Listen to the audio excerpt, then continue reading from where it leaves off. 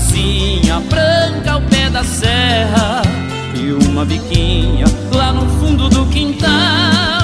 Meu velho pai chegar cansado do trabalho, posto a esperança no verde do milharal.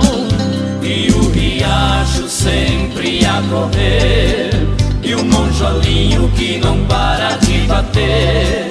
Da vaca estrela tira leite de manhã, o piado da perdiz e o canto triste do acauã. Fim de semana tinha sempre um mutirão, limpa de milho, de arroz ou de feijão.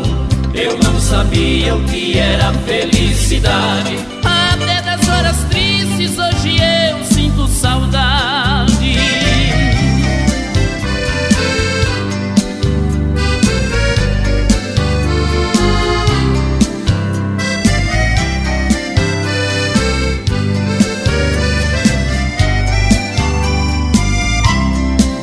Nasci na roça, num rancho de palha, família humilde, sem nenhuma tradição. Porém jamais quis esconder minhas origens. O que engrandece o homem são as divinas missões. Já trabalhei de sol a sol na enxada e sinto orgulho de ter sido lavrador. Só estudei na escola da vida, caindo e levantando eu cheguei onde estou.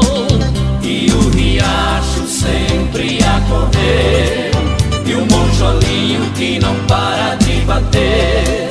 Da vaca estrela tira leite de manhã,